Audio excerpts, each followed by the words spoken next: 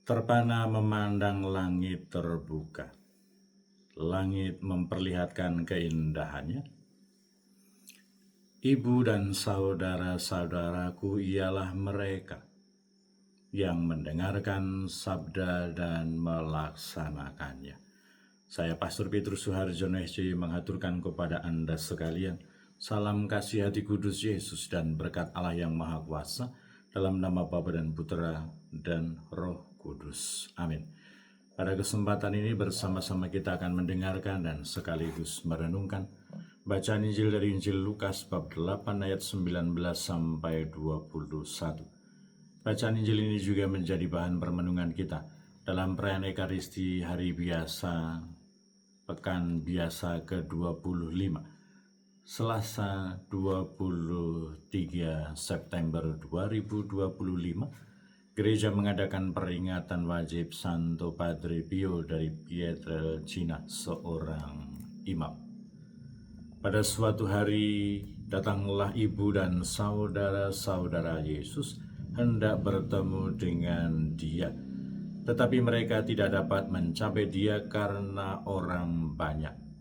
Ibu dan saudara-saudaranya ada di luar dan ingin bertemu dengan Yesus. Maka diberitahukan kepada Yesus, ibu dan saudara-saudaramu ada di luar dan ingin bertemu dengan dikau. Tetapi Yesus menjawab, ibuku dan saudara-saudaraku ialah mereka yang mendengarkan sabda Allah dan melaksanakannya. Demikianlah sabda Tuhan, terpujilah Kristus. Saudara-saudara yang terkasih, selamat pagi. Bagaimana kabar Anda hari ini? Semoga selalu sehat, berbahagia, bergembira, bersukacita luar biasa, dan senantiasa merasakan kasih dan penyertaan Tuhan di hari yang baru ini. Semoga Anda sekalian, kita semua tetap setia dan tekun, saling mendukung dan mendoakan satu sama lain, supaya kita diteguhkan dalam iman, dikokohkan dalam harapan, dan dikobarkan dalam kasih kita kepada Allah dan juga kepada sesama. Kita berdoa untuk mereka yang tua, yang lansia, yang sakit. Kita berdoa untuk mereka yang masih kecil, yang masih dalam masa pertumbuhan. Kita berdoa untuk mereka yang masih di bangku pendidikan. Kita berdoa untuk mereka yang sudah selesai sekolah dan sedang mencari pekerjaan dan juga teman hidup yang tepat. Kita berdoa untuk mereka yang terus ambil bagian dalam kegiatan pelayanan pastoral untuk kemuliaan Tuhan dan juga keselamatan sesama. Kita juga berdoa untuk mereka pribadi-pribadi dan keluarga-keluarga yang menghadapi persoalan-persoalan kehidupan di dalam pribadi dan keluarga mereka. Semoga Tuhan sendiri yang menghibur, menolong, membimbing, menguatkan, supaya menemukan jalan keluar yang terbaik. Dan kita juga berdoa untuk mereka yang sudah meninggal. Semoga berbahagia bersama dengan para kudus di surga.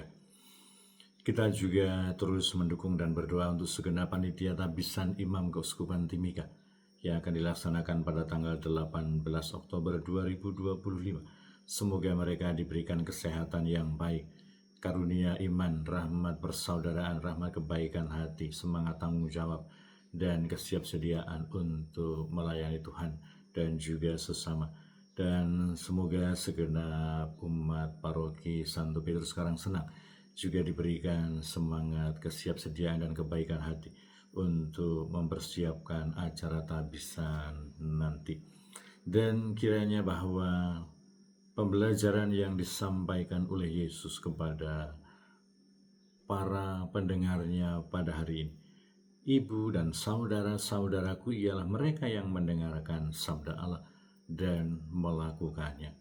Kiranya menjadi pembelajaran dan inspirasi untuk kita semua, terutama mereka yang bernaung di bawah nama Santo Padre Pio, yang dengan sungguh-sungguh dan juga keikhlasan hati menanggung derita untuk menyatukan diri dengan pengorbanan Yesus yang menerima stigmata. Tetapi kiranya kita semua sebagai orang beriman dan percaya kepada Tuhan Yesus Kristus, kita semua diingatkan supaya kita memiliki keberanian dan prioritas untuk mendengarkan sabda Allah dan melaksanakannya di dalam kehidupan kita sebagai orang beriman. Memang proses untuk membaca, mengerti, dan memahami sabda Allah itu saja bukan sesuatu yang mudah. Kita bisa berefleksi selama bulan September ini, apakah kita cukup tekun untuk mengikuti pendalaman iman bahan BKSN di Kompas-Kompas, di stasi-stasi? Atau kita apakah cukup sering untuk mendengarkan dan membaca sabda Allah, membaca kitab suci kita, mempelajarinya, merenungkannya, merefleksikannya? Atau adakah kita sering juga membaca referensi-referensi berkaitan dengan buku-buku katekese, teologi, dan juga penafsiran kitab suci kita?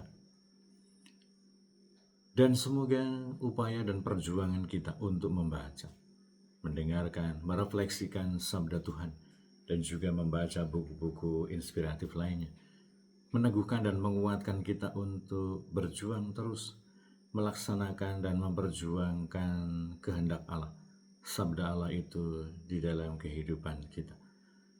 Meskipun kadang-kadang bertentangan dengan kecenderungan dan keinginan manusiawi kita, tetapi semoga kita tidak pernah menyerah, tidak pernah gentar, tetapi sebaliknya terus berusaha untuk menyatukan keinginan, kehendak, egoisme, dan juga keinginan-keinginan kita selaras dengan kehendak Allah, selaras dengan kehendak Tuhan.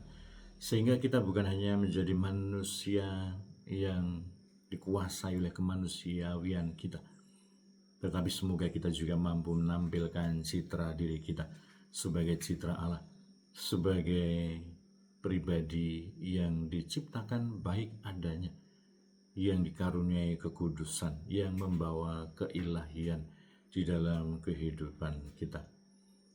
Dan kiranya bahwa perjuangan dan pergumulan kita untuk terus berjuang, berusaha melaksanakan sabda Allah itu tentu saja menghadapi tantangan dan kesulitan, entah dari dalam maupun dari luar pribadi kita. Situasi-situasi yang kurang mendukung, atau mungkin komentar-komentar orang lain, keyakinan diri yang menurun atau belum mencukupi. Tetapi semoga meskipun banyak kesulitan, meskipun banyak tantangan, kita tetap berjuang, berusaha. Tentu saja dengan tetap mengandalkan rahmat dan penyertaan Tuhan. Tentu untuk membaca, mendengarkan, menyimak sabda Tuhan saja kita perlu rahmat, perlu kekuatan dari Allah. Apalagi kita sampai merefleksikan, merenungkan, dan mungkin berusaha untuk memahaminya secara mendalam. Dan bahkan ketika kita berjuang, berusaha untuk melaksanakannya, tentu saja itu memerlukan rahmat Allah yang sedemikian berlimpah. Tetapi semoga kita tetap yakin dan percaya akan kasih karunia dan penyelenggaraan Tuhan yang tidak pernah berhenti untuk mencurahkan rahmat-Nya. Tinggal bagaimana kita merespon, menanggapi rahmat Allah itu, dan berjuang, berusaha untuk dengan sepenuh hati, dengan penuh semangat sukacita, dengan penuh semangat kebaikan hati, melaksanakan apa yang menjadi kehendak Allah, apa yang menjadi sabda Allah di dalam kehidupan kita sebagai pribadi-pribadi yang beriman dan percaya kepada Tuhan Yesus Kristus. Semoga identitas kita lebih dikuasai oleh upaya dan perjuangan kita untuk melaksanakan kehendak Allah.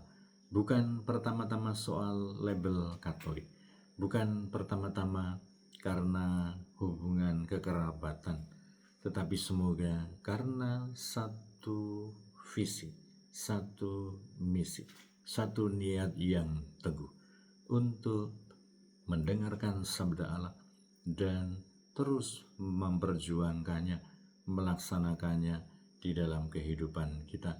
karena kita adalah para pengikut Tuhan Yesus Kristus. Berkat Allah yang Maha Kuasa dalam nama Bapa dan Putra dan Roh Kudus.